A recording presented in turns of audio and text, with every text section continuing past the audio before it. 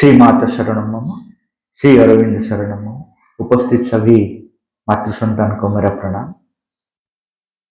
यहाँ जो प्रश्न आया है, श्री अरविंद ने हमें बताया कि हम जो भी करते हैं उसमें माँ की इच्छा होती है। साथ ही वो यह भी कहते हैं कि हम चुनने के लिए स्वतंत्र हैं। तो इस मामले में अगर हम माँ की इच्छा के अनुसार काम कर रहे हैं तो हम अपनी स्वतंत्रता का प्रयोग कैसे कर रहे हैं? क्या हम अपनी स्वतंत्रता से समझौता नहीं कर रहे हैं?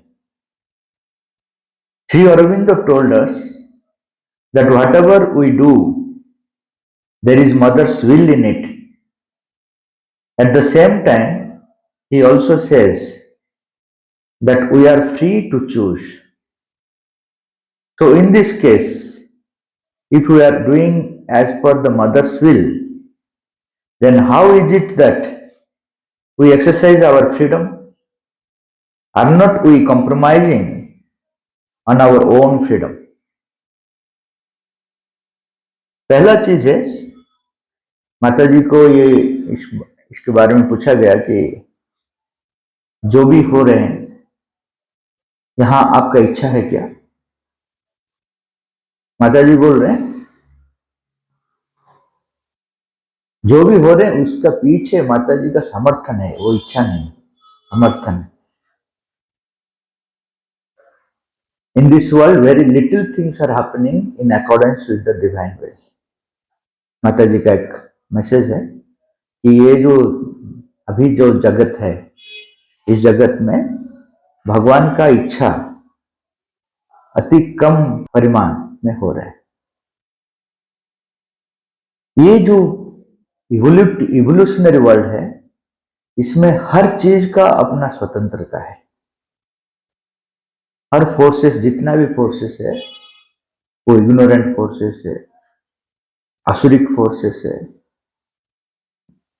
डिवाइन बीइंग्स फोर्सेस है, नेचर फोर्सेस है, ये जितना भी है ये सबको स्वतंत्रता दिया गया और ये सबको फ्रीडम दिया गया। पीछे से भगवान है, उनको धीरे धीरे तैयार कर रहे हैं। इसके लिए इसको बोला गया इवोल्यूशन। अगर यहां सिर्फ माता जी का इच्छा डायरेक्टली होता तो इवोल्यूशन का कहां स्पेस है? स्पेस नहीं। जब द्रौपदी ने श्री कृष्ण को पूछा था कि युद्ध होगा क्या, श्री कृष्ण बोले मेरा इच्छा नहीं लेकिन होगा। तो वहां जो युधिष्ठिर था, उन्होंने बोला आप इच्छा नहीं करने से तो एक पत्ता भी हिलेगा नहीं, तो ये युद्ध कैसा हो जाएगा आप अगर नहीं चाहते? तो उन्होंने बोला मैं क्या चाहता था, द्रौपदी वस्त्रहरण? मैं क्या चाहता था? अगर ये युद्ध चाहता तो शांति प्रस्ताव लेकर क्यों गया? अगर ये युद्ध चाहता तो दुर्योधन को क्यों समझाया? विष्णु को क्यों समझाया कि उस ये धर्म का साथ रहो? ये सब क्यों मैं किया? अगर मैं चाहता था तो ये सब करने में क्या है? तो एक्चुअली क्या होता है कि अगर मैं अभी युद्ध को नहीं करवाऊंगा तो आप लोग खुद मुझे गाली देंगे कि मेरा प्रेस्टीज क्या होगा। द्रौपदी उनका केस छोड़ दिया और भीम अपना प्रतिज्ञा में है। हर आदमी अपना अपना लेवल में चाहते हैं कि युद्ध होने दो। तो अगर मैं इंटरफेयर करूं तो क्या होगा आप लोग? तो ये जो इग्नोरेंट वर्ल्ड है, यहां हर आदमी का स्वतंत्रता है, वो अलाउ कर रहे हैं। क्यों अलाउ कर रहे हैं ना?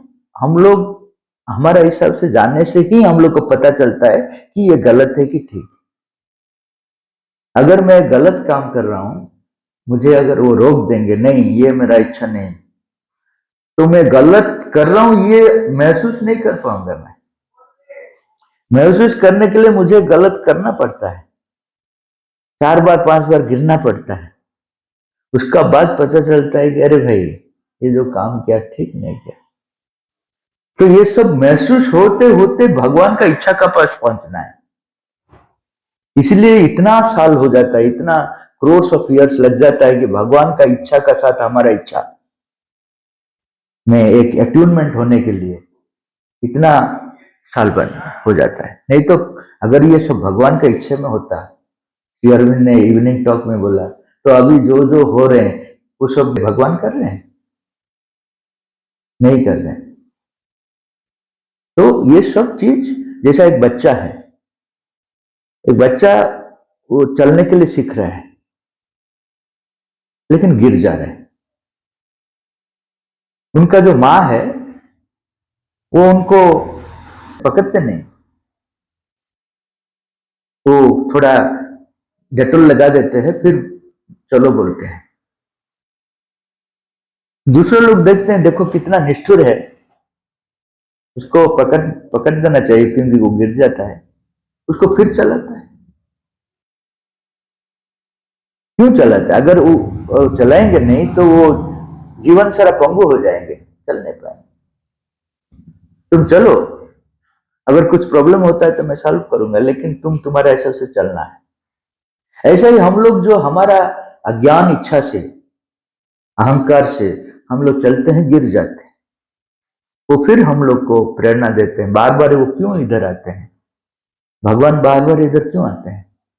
इसलिए आते हैं कि हम लोग को बोलने के लिए धर्म क्या है, सत्य क्या है, वो प्रेरणा देते हैं। हम लोग कुछ दूर चल जाते हैं, फिर गिर जाते हैं, फिर वो आते हैं। इसलिए कि धीरे धीरे धीरे धीरे हम लोग भगवान की इच्छा को हृदयंगम करेंगे, महसूस करेंगे, और उसी हिसाब से अगर जाएंगे तो वो सही है। जबरदस्ती अगर जाएंगे, भगवान जो इच्छा करते हैं वो हम लोग जबरदस्ती जाएंगे, महसूस अगर नहीं है तो वो सृष्टि का लक्ष्य नहीं है। ट्रेन का और बगी का जैसा डिफरेंस है हम लोग का और भगवान का, ऐसा ही डिफरेंस रह जाएगा। बगी को अगर पूछेंगे तो तुम कहाँ जा रहे हो, तो बोले इंजन को पूछो, मुझे पता नहीं। ऐसा नहीं है, हर चीज का अपना अपना फ्रीडम है। इग्नोरेंस का फ्रीडम है, ब्लंडर का भी फ्रीडम है। ब्लंडर भी हम लोग करते हैं, उसको भी वो फ्रीडम दिए। और फ्रीडम का थ्रू में जो हम लोग महसूस करते करते ऊपर जा रहे हैं, वही है एवोल्यूशन का रहस्य। इसीलिए बार बार भगवान आकर हम लोग को समझाते हैं, जबरदस्ती नहीं लेते हैं। अगर जबरदस्ती लेते तो पहले से ले जाते हैं। मत्स्य अवतार जब आए उस समय हम लोग को कैरी आउट कर देते, या सृष्टि पहले से, सृष्टि का पहले से हम लोग को ऐसा ही बनाते कि वो जहां जा रहे हैं उनका पीछे हम लोग भागते। माता जी बोल रहे ऐसा अगर होता तो ये टोटल क्रिएशन बोर्डम हो जाता, इसमें नयापन क्या रहता।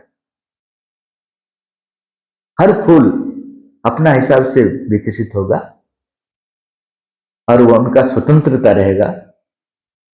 ये समग्र विश्व एक ब्यूटीफुल डिवाइन गार्डन होगा, हम लोग एक एक स्वतंत्र फूल रहे होंगे। यही है यहाँ का लक्ष्य। यहाँ से भागना नहीं, यहाँ पे भोगना भी नहीं। हम लोग ये दोनों चीज करते हैं। कुछ लोग भाग कर चले जाते हैं मुक्ति निर्वाण तक, और कुछ लोग भोगते भोगते अपना जीवन को नष्ट कर देते हैं। ये दोनों ठीक नहीं। यहीं पे धीरे धीरे जागना है।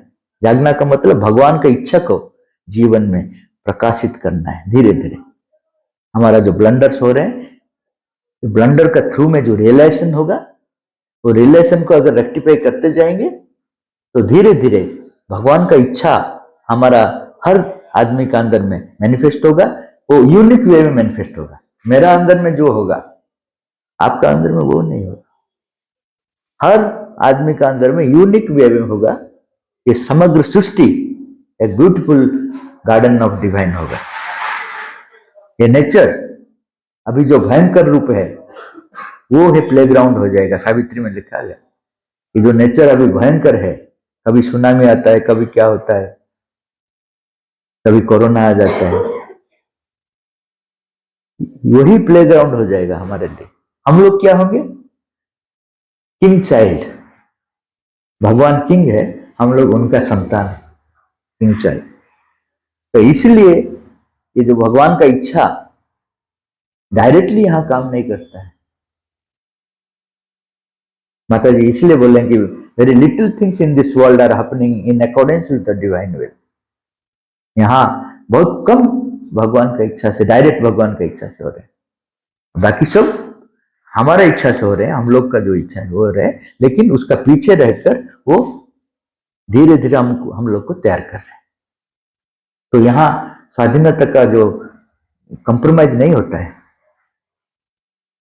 जो प्रश्न आया था कि फ्रीडम में कंप्रोमाइज होता है, कंप्रोमाइज नहीं होता है। हम लोग धीरे धीरे हमारा जो इग्नोरेंट फ्रीडम का थ्रू में हम लोग तैयार होते हैं, और इसमें कोई स्वतंत्रता का समझौता नहीं होता है। भगवान ऐसा क्यों बनाया? सब कुछ पहले से ठीक बना देते, ये बहुत लोग पूछ रहे हैं। श्री अरविंद बोल रहे हैं बना कर रखे हैं बहुत। ये वन ऑफ द वर्ल्ड, ये जो हम लोग यहाँ पे हैं, ये एवोल्यूशनरी वर्ल्ड, ये एक वर्ल्ड है, इनफाइनेट वर्ल्ड बनाया गया। आप जो चाहते हैं वैसा वर्ल्ड भी है, डायरेक्टली डिवाइन वर्ल्ड। लेकिन आपका सोल यहां चूज कर आया है। भगवान इनफाइनेट चॉइस दिए हम लोग को। हम लोग जो चाहते हैं, अगर मेरा एक्सटर्नल माइंड चाहता है ये सब ठीक नहीं, ये स्ट्रगल का थ्रू में क्यों हम लोग जाएंगे, डायरेक्टली डिवाइन वर्ल्ड में हम लोग रहेंगे, तो वो वर्ल्ड भी है। आप लोग चाहिए तो वहां पे चले जाएंगे।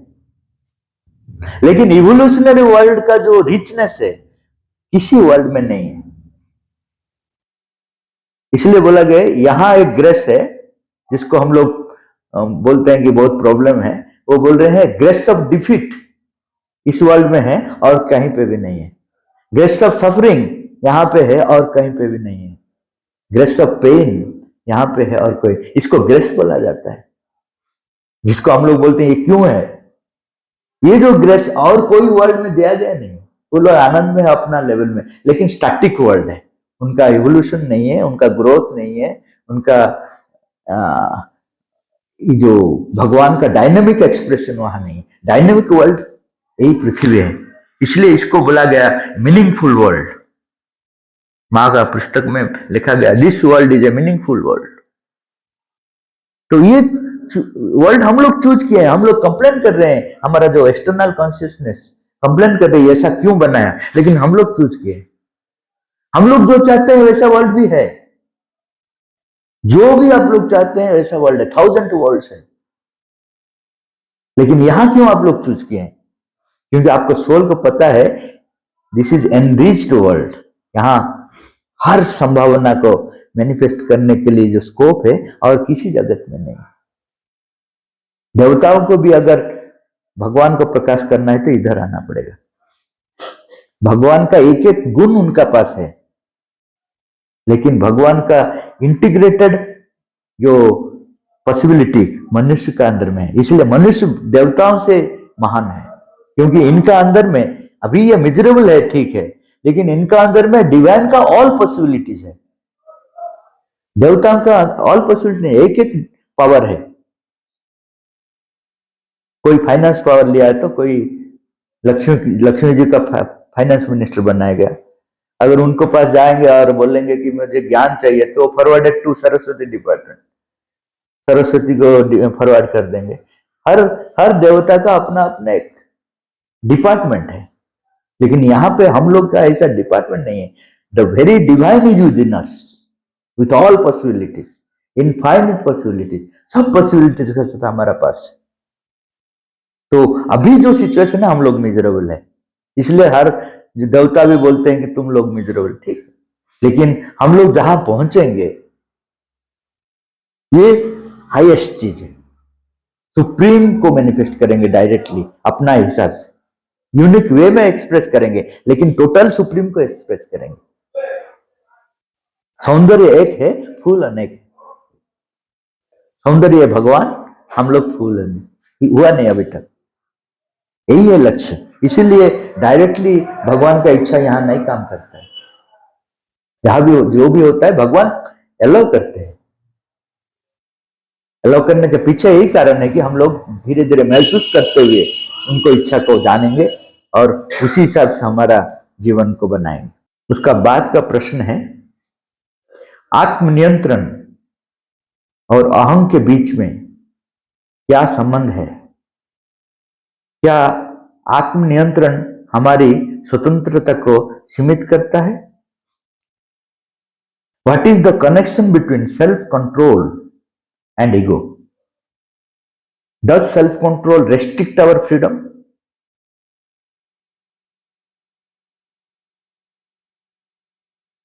आत्मनियंत्रण है, उनका जो सही डेफिनेशन है, अपने आप को नियंत्रण कर जो हम लोग इधर उधर चले जाते हैं, भगवान का तरफ में जाना, ये आत्मनियंत्रण। जो साइकिल हम लोग गाड़ी में जा रहे हैं, हमारा अगर गाड़ी इधर उधर हो जाता है तो स्टीयरिंग में हम लोग जो कंट्रोल कर सीधे में रास्ते के ऊपर ले आते हैं, उसको बोलते हैं आत्मनियंत्रण। तो हमारा जीवन में आत्मनियंत्रण क्या होता है कि अपने आप को संतुलित बनाकर भगवान का तरफ में लेना। लेकिन ये डेफिनेशन है, लेकिन क्या होता है कि असुर जो है, श्री अरविंद लिख रहे हैं, वो भी आत्मनियंत्रण उनका पास भी है, उनका भी बहुत पावर है, तपस्या कर रहे हैं, अपने आप को नियंत्रण कर रहे हैं। हम लोग का इतना पावर नहीं जितना उनका पावर है, लेकिन वो ईगो को मैनिफेस्ट करने के लिए तपस्या कर रहे हैं, अपना ईगो को, वो भगवान को पाने के लिए नहीं, अपना अहंकार को बढ़ाने के लिए, उनका अपना पावर को बढ़ाने के लिए वो तपस्या कर रहे हैं। तो यहां जो पूछा गया कि आत्मनियंत्रण अहंकार को बढ़ाता है क्या? हाँ, बढ़ाता है। किसको? किसके लिए? ना, असुर के लिए। लेकिन मनुष्य के लिए अहंकार को वो अपना कंट्रोल में ले आता है। तो मेरा जो अहंकार है, मेरा जो अज्ञानता है, मेरा जो डिजायर है, ये सबको मैं नियंत्रण कर रहा हूं, वो आत्मनियंत्रण है। तो वो जितना कंट्रोल में आएगा उतना मैं भगवान की तरफ में जा पाऊंगा। It will open the door to that towards the divine. भगवान के लिए रास्ता क्लीन करेगा। तो आत्मनियंत्रण हमारा फ्रीडम का अगेंस्ट में नहीं है। आत्मनियंत्रण हमारा फ्रीडम के लिए रास्ता खोलता है। हम लोग अभी फ्री नहीं है। हम लोग जिसको फ्री बोलते हैं, आत्मनियंत्रण ही फ्रीडम हम लोग को देगा। अभी हम लोग फ्री नहीं है। हम लोग सोचते हैं हम लोग फ्री है। मैं अगर आपको पूछूंगा आप क्यों इतना क्रोधित है, आप बोलेंगे मेरा इच्छा मैं क्रोधित हूं। तुम कौन हो बोलने के लिए? तुम आप बोल सकते हैं, लेकिन आपका इच्छा से आप क्रोधित हो नहीं सकते। अभी एक आदमी ट्राई कीजिए, क्रोधित होइए। हंस रहे हैं। हंसना हमारा क्वालिटी है, अपना दिव्य क्वालिटी। क्रोधित हमारा नहीं है। ये ऊपर से जो वाइब्रेशन आएगा, क्रोध का वाइब्रेशन, हम लोग उसी हिसाब से नाचेंगे। हमारा अपना नहीं है। आप कब क्रोधित होंगे पता नहीं, कब क्या होगा पता नहीं। आप अपना अधीन में नहीं है तब क्रोधित होते हैं। तो हम लोग जिसको स्वाधीनता बोलते हैं, हम लोग जो जिसको स्वतंत्रता बोलते हैं, एक इल्यूजन है। श्री अरविंद ने लिखे, ordinary human being what they think that they are free, that is an illusion given by the nature. प्रकृति हम लोग को एक इल्यूजन दिए हैं कि मेरा इच्छा मैं कर रहा हूं। आपके इच्छा से नहीं कर रहे हैं। आप दिन भर जो कर रहे हैं, सडनली आप जाकर कुछ खरीद लिया खाने के लिए, आपका इच्छा था नहीं, आपका डिजायर आपको वशीभूत किया। किसको जाकर सडनली गाली दिया, आपका इच्छा था, आप कंट्रोल नहीं कर पाया, जाकर गाली दे दिया। तो ये सब चीज से मुक्त होने के लिए सेल्फ कंट्रोल हम लोग हेल्प कर रहे हैं। इसका मतलब हमारा स्वतंत्रता, हमारा जो स्वाधीनता, स्व अधीन की मतलब मैं मेरा अधीन में आऊं। मैं तो दूसरा शक्ति का अधीन में हूं, पराधीन हूं मैं। स्वाधीन का मतलब मैं मेरा अधीन का आ जाऊं। तो उसके लिए ये जो आत्मनियंत्रण का जरूरत होता है, ये एक स्टेप है, ये एक हेल्पफुल स्टेप है जो हम लोग को स्वाधीन बनाता है। हम लोग जिसको स्वाधीन बोलते हैं वो स्वाधीन नहीं है। आप देखिए हर एक्टिविटी आपको अपना आप दिखिए, मैं आज नहीं जाऊंगा क्योंकि परिस्थिति ठीक नहीं है, अभी नींद आता है सो जाता हूं। तो किसका अधीन में कब आप लोग आते हैं, हम लोग आते हैं, पता नहीं, और उसको बोलते हैं हम लोग स्वाधीन है। अभी भूख लग रहा है, खा रहे हैं, तो आप कहाँ स्वाधीन है? आपको लग रहा है खा रहे हैं स्वाधीन कहाँ है? तबीयत खराब है, मेडिसिन खा रहे हैं, स्वाधीन कहाँ है? कहीं पे एक चीज आप दिखाइए मैं स्वाधीन हूं, लिटिल वेरी लिटिल थिंग है स्वाधीनता। वो बोल रहे हैं जब आप लोग का हायर चीज के लिए आप डिसाइड कर रहे हैं, वो स्वाधीनता है। सपोज यहां आने के लिए आपको कितना अंदर में स्ट्रगल करना पड़ता है, उसी समय में कोई एंगेजमेंट आ जाएगा, उसी समय फ्रेंड भी आ जाएगा, उस समय में बहुत कुछ अट्रैक्शन आ जाएगा, आपको स्ट्रगल करना पड़ता है। नहीं, ये हायर चीज है, मुझे यहां जाना है, ये हायर चीज है, मुझे करना है। वहां पे लिटिल लिटिल बिट फ्रीडम काम कर रहे हैं। नहीं तो हम लोग we are the puppets in the hand of the nature. Puppets, वो जैसा नचाता है वैसा हम लोग नचते हैं। जहां मैं दृढ़ता से मानता हूं कि मैं सही हूं, वहीं दूसरे लोग मुझसे सहमत नहीं है। ऐसा विरोधीभासी स्थितियों में मेरा दृष्टिकोण क्या होना चाहिए? Where I strongly believe that I am right, others disagree with me, what should be my approach in such contradictory situations?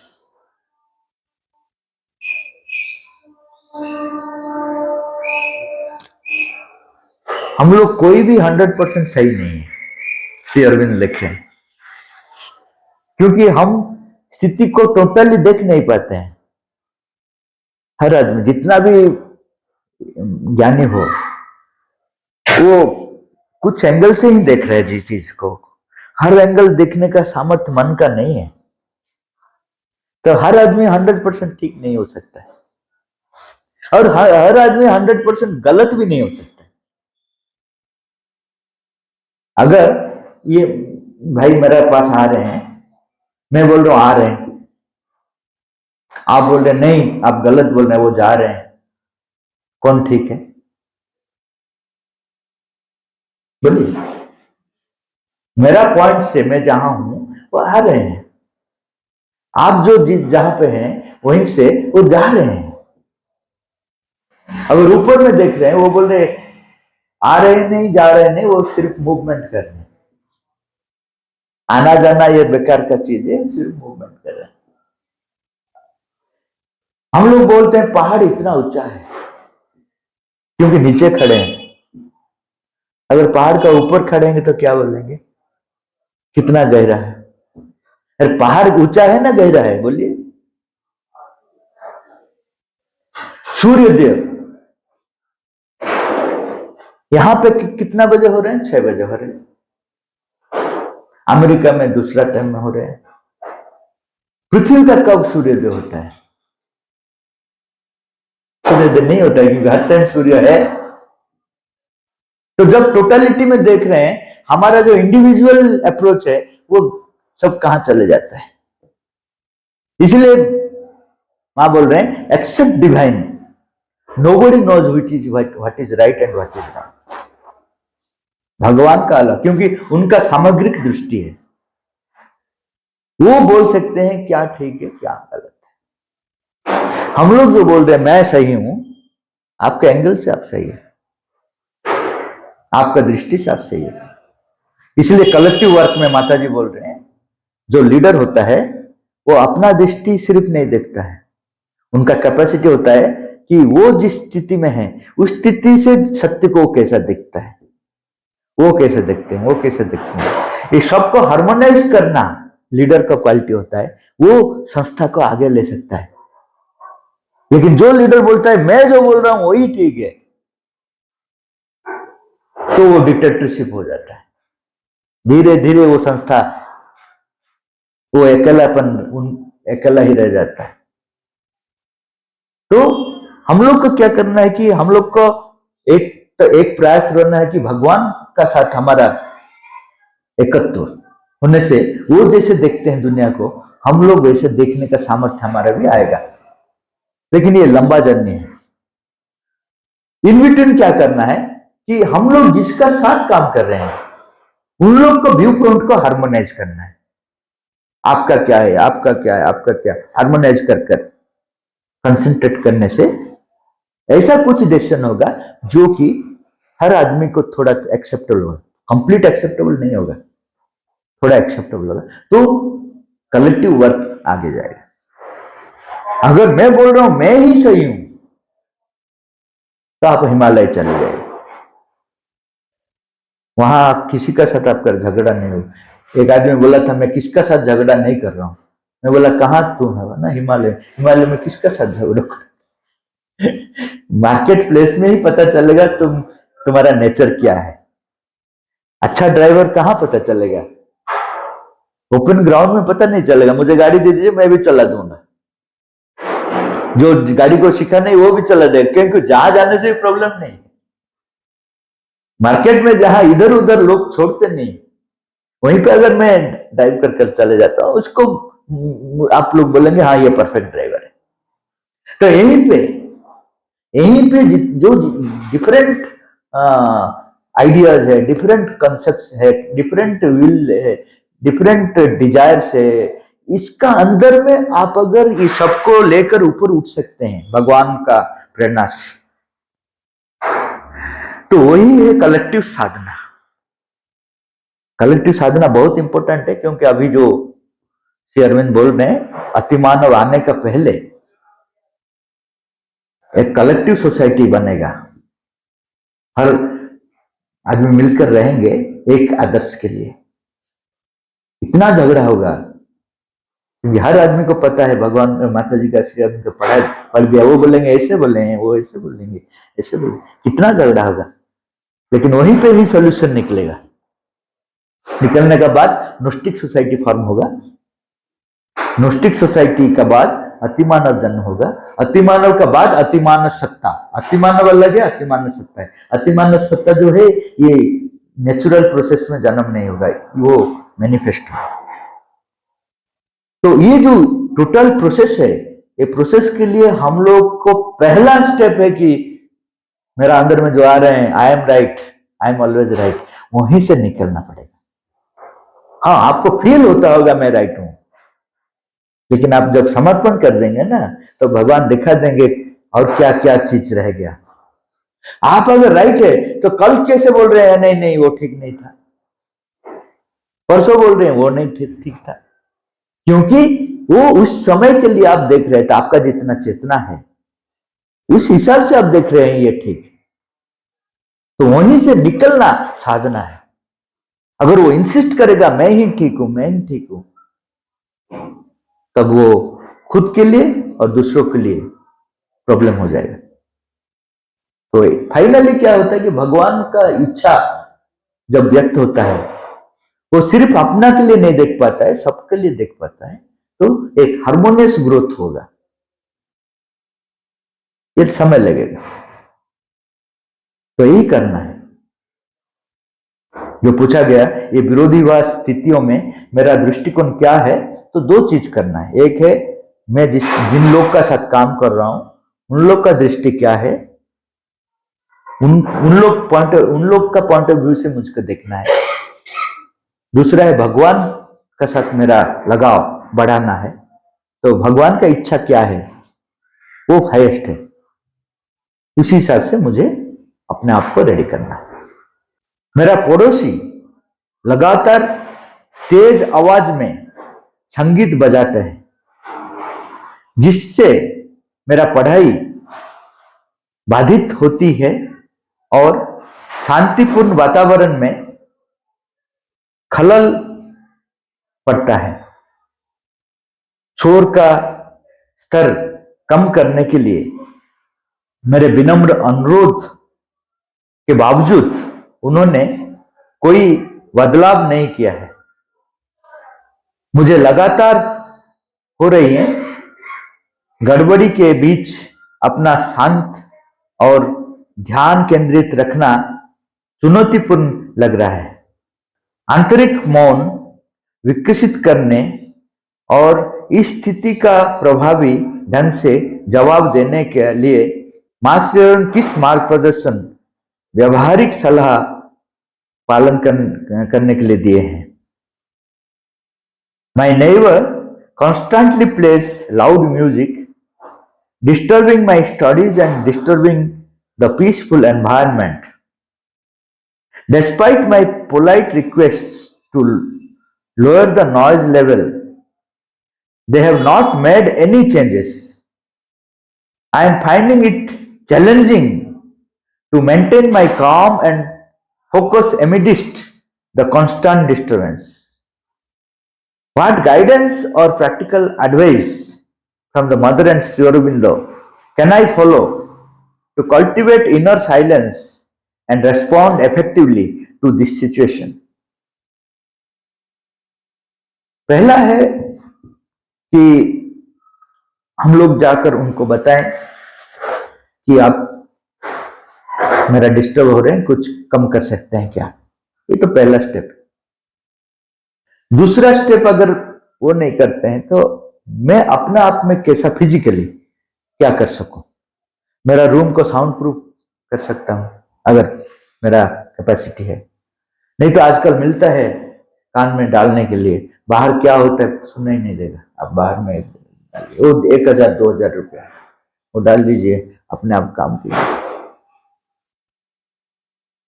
नहीं तो आप दूसरा जगह ढूंढिए जाने के लिए जहां ये डिस्टर्बेंस नहीं रहेगा। ये फिजिकल मेथड्स आप अपने झगड़ा करने से ये अच्छा है कि अपना फिजिकल मेथड ढूंढना है। जैसा कि चारों तरफ में कंटा पड़ा है तो वो सबको क्लीन करने के लिए मेरा समय लगेगा। मैं तो एक जूता खरीद सकता हूं ना, तो उनका ऊपर में चलकर जा सकता हूं। ये इमीडिएट पर्सनल सॉल्यूशन है फिजिकल लेवल में। उसके बाद इनर सॉल्यूशन कि इतना भी डिस्टरबेंस होने से भी अगर मेरा अटेंशन मेरा पढ़ाई में है, जिसमें मैं कंसंट्रेट कर रहा हूं, उसमें डूब गया हूं, तो बाहर का चीज मुझे पता नहीं चलेगा। वो होते रहता है लेकिन पता नहीं चलेगा। ये इनर कंसंट्रेशन वो थोड़ा ज्यादा डिफिकल्ट है लेकिन असंभव नहीं है। हर आदमी अपने हिसाब से कर सकते हैं और पड़ोस का ऊपर वो ग्रेटफुल हो सकता है कि आप लोग डिस्टर्ब किए हैं, इसलिए मैं अभी इनर जर्नी शुरू करने के लिए मेरे को अपॉर्चुनिटी मिला। अगर वो डिस्टर्बेंस आप नहीं किए होते तो मेरा इनर जर्नी अभी शुरू नहीं होता, लेट हो। तो जितना प्रॉब्लम्स है उसको आप अपॉर्चुनिटी जैसे ले सकते हैं और अपना अंदर में इनर कैपेसिटी को बढ़ा सकते हैं। उसके बाद आपका जो कैपेसिटी इतना बढ़ जाएगा कि पास में जो हो वो भी रियलाइज करेंगे कि साइलेंस होना चाहिए, उन लोग का भी रियलाइजेशन आएगा। तो वो बात का बात वो थोड़ा टाइम लगेगा, अपना संस्कार का हिसाब से आएगा। हर आदमी रियलाइज नहीं करेगा, जिसका संस्कार थोड़ा प्यूरिफाइड फॉर्म है वो रियलाइज करेगा। तो पहला चीज है आप फिजिकली आपका अपना सोल्यूशन ढूंढिए, उनको मनाइए, तो अगर मन जाएगा ठीक है, नहीं तो आप इनर मेथड साधना के थ्रू में आप अपने आप को सुरक्षित कीजिए और वो जो पावर है आप जनरेट कर रहे हैं वो समग्र पृथ्वी का ऊपर फैलाने के लिए ट्राई कीजिए। तो क्या होगा कि आप कंट्रीब्यूट कर रहे हैं इवोल्यूशन में। जो साधु संत है ना, वो लोग एक जगह में है लेकिन उनका जो वाइब्रेशन है चारों तरफ में फैलता है। ये एक जैसा फूल है, वो फूल उधर है लेकिन उनका महक चारों तरफ में महकता है। ऐसा ही एक आदमी अपना साधना में वो जीवन को महका सकता है और पास में जितना एरिया है उनको भी सही रास्ते में ले आने के लिए उनका लिटिल कंट्रीब्यूशन हो सकता है। ये सब कर सकते हैं। Instead of fighting, instead of going to the court and कचहरी, जाकर फाइट करने से क्या फायदा हुआ है? अल्टीमेटली कुछ नहीं है, वकील का फायदा होगा। वो दोनों वकील पैसा ले जाएंगे, आपसे ले जाएंगे, उनसे ले जाएंगे, और वो दोनों मिलकर रहते हैं हर टाइम। दो वकील फ्रेंड्स कि ये लोग का केस कितना डिले कर सकते हैं हम लोग, तो आप लोग का फायदा नहीं होगा। फायदा है इसको जब अपॉर्चुनिटी जैसा आप लोग लेंगे आगे बढ़ने के लिए। तो इतना क्वेश्चन में आंसर दिया हूं, और कुछ आप लोग का है आप पूछ सकते हैं, डायरेक्टली इंटरेक्ट हो सकता है। ये जो आपने बोला ना बात शोर है, इसमें फोकस खुद का काम होना चाहिए, ये कैसे बढ़ाए? ये अब इधर आए हैं, आप बैठे हैं, मेरा जो टॉक हो रहा था घर का चीज याद आ रहा था क्या? वही तो मैं बोल रहा हूँ, सब चीज तो नहीं होता है ना ऐसे। ये जो प्रैक्टिस है, पाठ चक्र का प्रैक्टिस, ये बहुत पावरफुल एंड इजी। आप लोग इसका ऊपर अगर ज्यादा समय देंगे, माताजी से और उनका डिस्कशन होगा और कंसंट्रेट करेंगे, और इसको फैलाने के लिए हर घर को जाएंगे, उनका घर में शुरू करेंगे। इसमें आप अगर कंप्लीटली खो जाएंगे ना, इससे इजीएस्ट मेथड कोई नहीं है।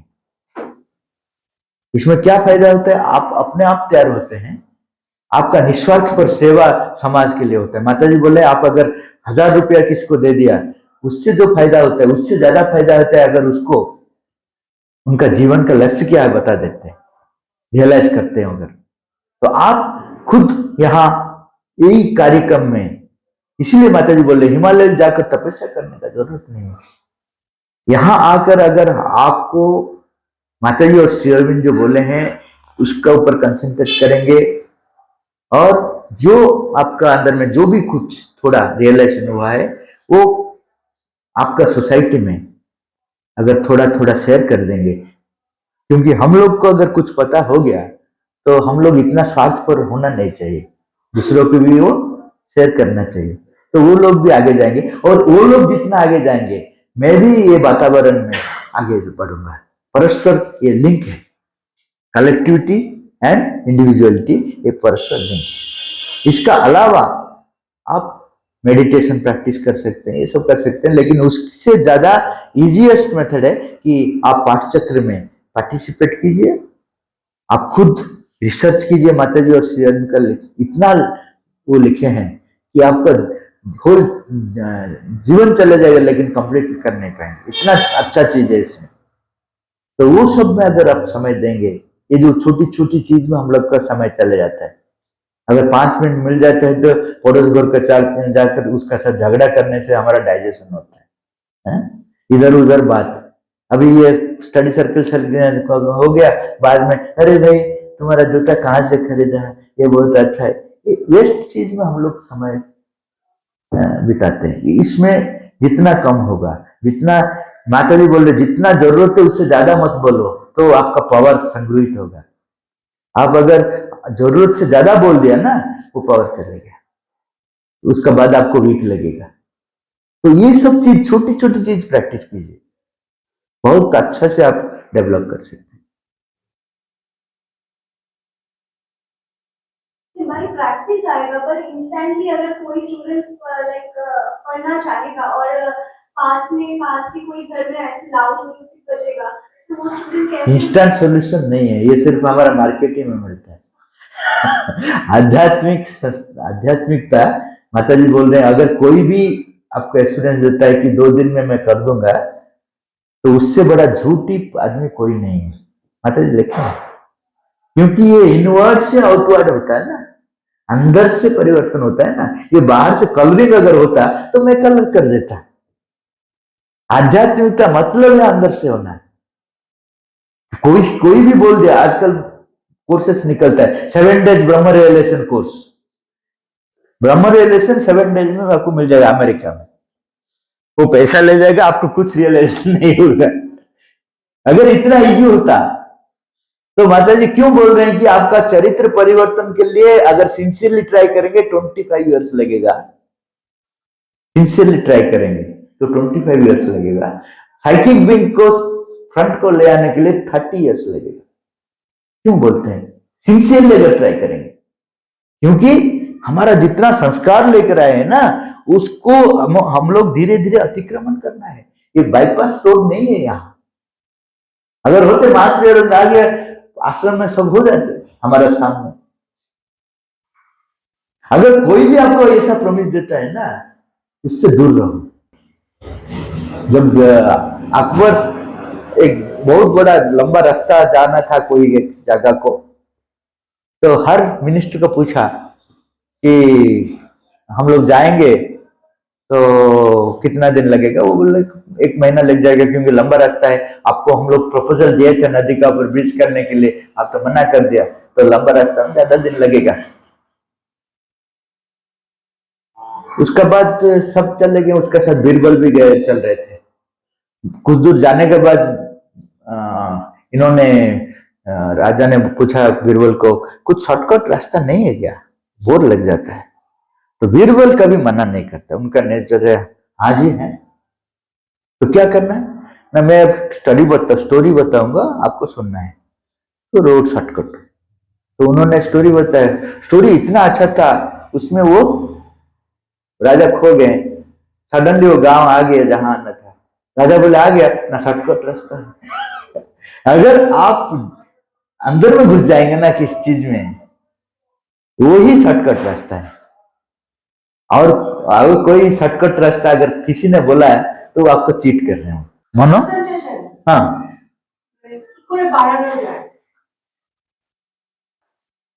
आप देखिए जिसमें आपका इंटरेस्ट है, कंसंट्रेशन ऑटोमेटिक लेता है। तो माता जी बोल रहे हैं हर चीज में एक इंटरेस्टिंग पॉइंट है। सपोज आप फिल्म देखते हैं, अच्छा स्टोरी है, आप ऐसे देखते हैं। मैं अगर पीछे से बोला नहीं दे देगा आपको, कोई कंसंट्रेशन को क्लास ले नहीं आप। लेकिन जब अच्छा सा स्टोरी, आपका फेवरेबल स्टोरी आ गया, तो ऐसा ही देखते हैं, खाएंगे नहीं। हा? यहां अगर रख लेंगे भी ये गिर जाएगा, आपका अंदर में नहीं जाएगा। क्यों? क्योंकि उसमें आपका इंटरेस्ट है। इसलिए माता जी बोल रहे हैं क्रिएट इंटरेस्ट इन लर्निंग। ऐसा नहीं है जो इंटरेस्ट है उसमें जाना है। आज अभी हम लोग जिस स्टेट में हैं, जिसमें इंटरेस्ट है वो गलत चीज में इंटरेस्ट है, तो उसमें मत जाना। जो करना चाहिए उसमें इंटरेस्ट क्रिएट करना है। कैसा करना है? अगर उसको बार बार रिपीट करेंगे तो इंटरेस्ट आ जाएगा। वो देखिए अच्छा चीज या बुरा चीज है, अगर अभ्यास करते हैं तो इंटरेस्ट आ जाता है। सपोज शराब, मैं आपको पहला दिन पिला दूंगा, मेरा ऊपर गुस्सा हो जाएंगे, बोल। दूसरा दिन पिला दूंगा, 5 दिन पिलाने के बाद आप बोलेंगे आज लेकर नहीं है। क्यों? क्योंकि अभ्यास क्या करता है, इंटरेस्ट क्रिएट करता है, वो खराब चीज में या अच्छा चीज। अच्छा चीज में अगर बार बार मैं इंटरेस्ट क्रिएट लगते रहूंगा तो क्या होगा, इंटरेस्ट क्रिएट हो गया, कंसंट्रेशन ऑटोमेटिक लगेगा। ये इजीएस्ट प्रोसेस। बाकी आप ट्राई कीजिए कंसंट्रेट होने के लिए, इधर से उधर से थॉट आएगा उसको रोकने के लिए या भगवान को याद करने के लिए ट्राई कीजिए, ये भी अच्छा चीज है। लेकिन आपको याद रखना चाहिए, चीज अगर इंटरेस्टिंग हो गया तो कंसंट्रेशन के लिए प्रयास भी करना नहीं पड़ेगा। ये प्रैक्टिस कीजिए। हम जब करते हैं ना, हमारा माइंड 2 भाग में विभक्त हो जाता है। एक भाग यहाँ रहता है और रहता है, इसीलिए ये है श्री अरविंद बोल रहे हैं जब साधना करेंगे तो माइंड 2 पार्ट होना चाहिए। एक पार्ट भगवान का तरफ में जाएगा, दूसरा पार्ट काम करते रहेगा। नहीं तो काम कैसे करेंगे आप? भगवान का तरफ में एक कंसंट्रेशन करते जाएगा, दूसरा पार्ट प्रैक्टिकल काम में अपने आप को नियोजित करेगा। ये दोनों पार्ट होना चाहिए, नहीं तो प्रैक्टिकली आप जीवन को कैसे सम्मुखीन होंगे, प्रैक्टिकल काम कैसे करेंगे भगवान का साथ अगर कंसंट्रेशन हो। बाद में ऐसा एक स्थिति आएगा, भगवान खुद आपका प्रैक्टिकल काम करेंगे, सरेंडर जब कंप्लीट होगा तब ये माइंड को डिवाइड का जरूरत नहीं है। लेकिन तब तक माइंड दोनों पार्ट होना चाहिए। एक पार्ट भगवान का तरफ में जाना है, दूसरा पार्ट प्रैक्टिकल चीज में रहना है। ये तो होना चाहिए। My question है, how to increase acceptance? क्या एक्सेप्टेंस? सबको एक्सेप्ट कर देंगे, ऐसा गलत। डिस्क्रिमिनेटरी एक्सेप्टेंस, उसको श्री अरविंद ने बोले डिस्क्रिमिनेटरी एक्सेप्टेंस। इसका मतलब सोर्स कहां से आ रहे हैं। हर चीज को एक्सेप्ट करेंगे तो आप मार्केट प्लेस हो जाएंगे। खराब चीज को एक्सेप्ट करेंगे, अच्छा चीज। एक्सेप्टेंस वो चूज कैसे करना है? वही मैं बोल रहा हूं, इसको बोलते हैं डिस्क्रिमिनेटिंग।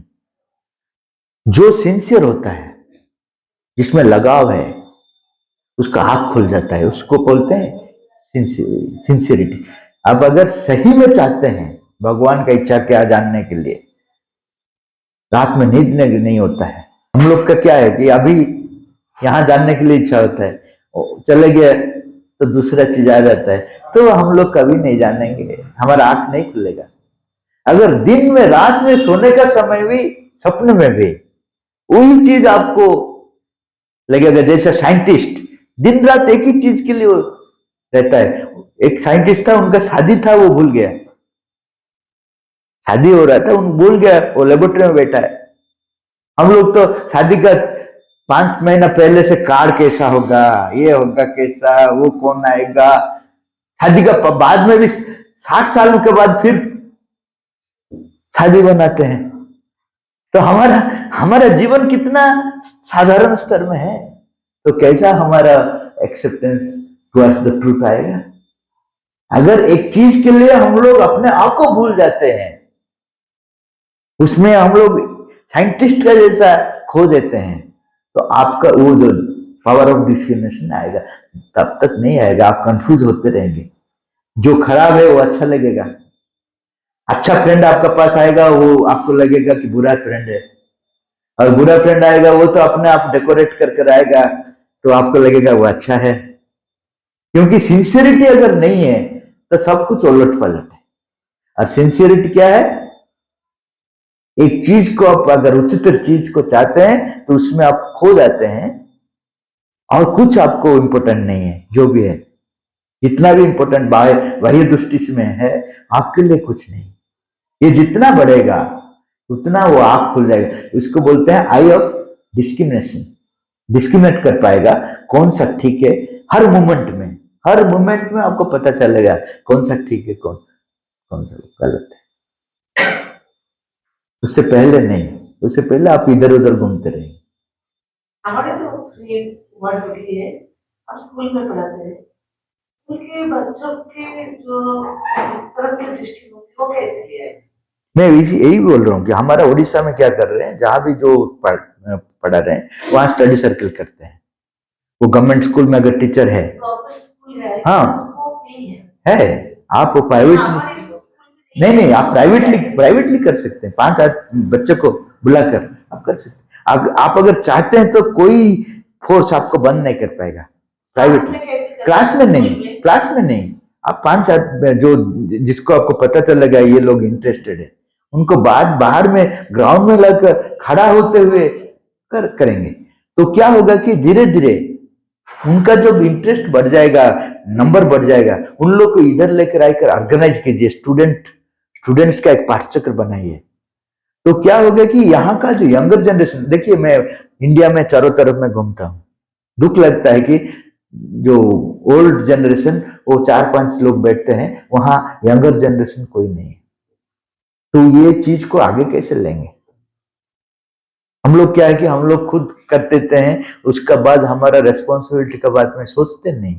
यंगर जनरेशन इधर उधर होते हैं, उनको सही डायरेक्शन में ले आना के लिए हम लोग ट्राई नहीं करते हैं। तो आप अच्छा पोजीशन में हैं, बच्चे लोग का पास में है, आप ये काम कर सकते हैं अगर करेंगे। देखिए माता जी का अगर कृपा रह जाएगा ना, असंभव ऐसा कुछ नहीं है। जो हम लोग सोचते हैं यह नहीं होगा, ये नहीं होगा, आपको आश्चर्य लगेगा कैसा हो जाता है। वो प्रिंसिपल खुद आपको बुलाकर बोलेंगे ये इन लोग को लेकर करो। ऐसा मैं एग्जाम्पल आपका पास मैं दे सकता हूँ। जहां अपोजिशन था, ये पीछे से छुपते छुपते कर रहा था, वो जो चेन देख लिया प्रिंसिपल, उन्होंने बोला इसको छुपते छुपते करना जरूरत नहीं है, ओपनली करो। तो आप अगर शुरू नहीं करेंगे, पहले से सोच लेंगे कि ये नहीं होगा, तो आपसे कुछ नहीं होगा। आप बोलिए कि असंभव संभव है क्योंकि माता जी मेरे पास है। Nothing is impossible, all can be done if the God touch is there. Savitri में बोला गया। हम लोग सिर्फ पढ़ते हैं, इधर पढ़ देते हैं all can be done if the God touch is there, लेकिन यहां से निकलने को ये नहीं होगा भाई, ये नहीं होगा, तो क्यों पढ़ा है इधर? ये हम लोग के लिए प्रैक्टिकल नहीं है, सिर्फ पढ़ते हैं। जो आप पढ़ते हैं उसको ट्राई कीजिए। ट्राई करने के बाद देखेंगे इम्पॉसिबिलिटीज ऐसा कुछ वार्ड ही नहीं है। ट्राई कीजिए। और एक क्वेश्चन है, हमारा एक बेटा है 13 साल का, वो बहुत सॉफ्ट है, लेकिन भगवान को बस जाना है तो बहुत शर्म लगता है, तो हम जोर जोर कर वो बस लिए जाए। तो मास्टर अरविंद का पास जब जाता है तो वो ये भगवान नहीं है, तो मानव है। ये हमारा जो देवता है वो कितना सुंदर है, ये तो मानव शरीर में है, ये तो भगवान नहीं मानता है। वो बच्चा को कैसा, ये चीज क्यों होता है? क्योंकि उन लोग जो बच्चे लोग है ना, अपना फ्रेंड को नहीं पाते हैं। एक चीज है, अपना फ्रेंड्स को अगर पालेंगे तो वो लोग डिस्कशन करेंगे, वो जो अपना फ्रेंड अगर उनको समझाएगा तो बहुत चीज समझ जाएगा। तो ये कलेक्टिव लेवल में उन लोग का स्टडी होना चाहिए, एक चीज है। दूसरा है, हम लोग उनको बोलेंगे नहीं डायरेक्टली ये भगवान है, ये गलत चीज हम लोग बोल रहे हैं। क्यों हम लोग उनको इंट्रोड्यूस, उनका हिसाब से वो डिस्कवर करना है वो भगवान के नहीं है। हम लोग बोलेंगे कैसा लिखा है आपको देख के पढ़िए, उनको अगर टच कर देगा तो वो बोलेगा बहुत अच्छा लिखा है, तो और भी पढ़ो। तो वो जितना पढ़ते जाएगा ना, श्री अरविंद अपने आप उनका अंदर में घुसते जाएंगे। वो खुद अगर बोलेंगे आपको श्री अरविंद ने भगवान है, तो हम लोग क्यों उनका ऊपर आरोप करते हैं कि वो भगवान है? ये गलत चीज। ये रिलीजन में ऐसा ही हुआ है, हम लोग वैसे कर रहे हैं। हर रिलीजन में अपना गुरु को भगवान बोलकर कभी भी इंपोज मत करना। वो लेट हिम डिस्कवर, अलाउ करो उसको डिस्कवर करने के लिए, उसका फैसिलिटी दो, उसका एनवायरनमेंट ऐसा क्रिएट करो, वो अपने आप को। वही मैं बोल रहा हूँ ना, आप जो बच्चे लोग है आपका पास में, आपका जो स्ट्रीट में आप जो रहते हैं, सबको मिलाकर वो कुछ सरल बुक्स है उनको पढ़ो, बोलो कुछ तो करो। आपका अंदर में जितना लगाव रहेगा ना, उतना इंटरेस्ट उन लोग का अंदर में क्रिएट होगा। एक दिन का काम नहीं है।